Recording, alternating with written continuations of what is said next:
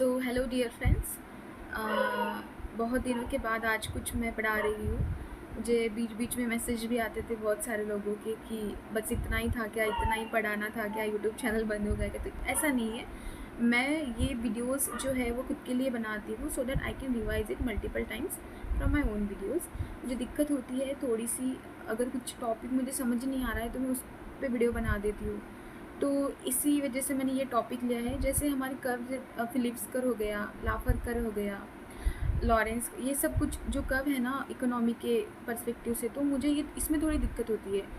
So I thought कि मैं इस पर एक वीडियो बनाऊँ so that I can revise it. Okay, तो आज का जो मैंने टॉपिक लिया है वो फिलिप्स कर्व पे है। तो बहुत सारे लोगों को पता है फिलिप्स कर्व क्या है, लेकिन मुझे दिक्कत होती है समझने में। तो फिलिप्स कर्व एक इन्वर्स रिलेशनशिप होता है between the inflation rate and the unemployment rate. Inverse relationship मतलब क्या है कि अगर कुछ बढ़ रहा है तो कुछ घट भी रहा है, कि कुछ कम हो रहा है।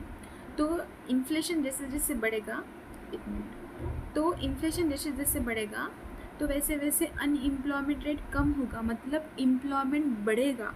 ठीक है, इन्फ्लेशन अगर यहाँ देखो, इन्फ्लेशन अगर हाई इन्फ्लेशन है तो लो अनएम्प्लॉयमेंट रहेगा, मतलब क्या होगा कि एम्प्लॉयमेंट बढ़ रहा है।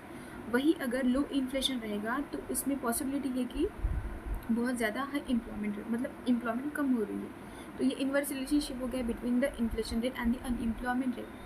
अभी एक एग्जांपल से समझते हैं कि जैसे हमारी इकोनॉमी अगर बढ़ रही है, अगर ग्रो कर रही है, तो डिमांड्स बढ़ेंगे, उसके लिए सप्लाई भी बहुत चाहिए। तो फर्म्स को क्या चाहिए ना, वर्कर चाहिए। और वर्कर चाहिए मतलब क्या कि एम्प्लॉयमेंट रेट बढ़ रहा है, मतलब अनएम्प्लॉयमेंट कम हो रही है। तो इसी फिलिप कर्व से हमें ये पता चलता है कि जैसे जैसे इन्फ्लेशन बढ़ेगा वैसे वैसे अनएम्प्लॉयमेंट कम होती जाएगी। वैसे ही सेम जब हमारी इकोनॉमी स्लो डाउन कर रही है तो इसमें भी वैसे ही दिखता है। बट हर टाइम ना ये नहीं होता है, तो इसकी ना एक लिमिटेशन है फिलिप्स कर्व की, तो वो है स्टैगफ्लेशन। स्टैगफ्लेशन मतलब क्या होता है कि स्टैग्नेशन प्लस इन्फ्लेशन।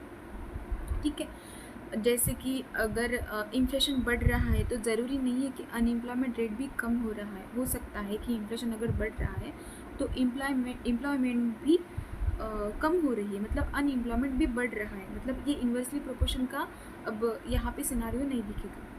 तो इसी की लिमिटेशन है स्टैगफ्लेशन। और फिलिप्स कर्व क्या बोलता है, फिलिप्स कर्व बोलता है इन्वर्स रिलेशनशिप, और स्टैगफ्लेशन बोलता है कि इन्फ्लेशन भी अगर बढ़ रहा है तो अनएम्प्लॉयमेंट रेट भी बढ़ रहा है, मतलब एम्प्लॉयमेंट रेट कम हो रहा है।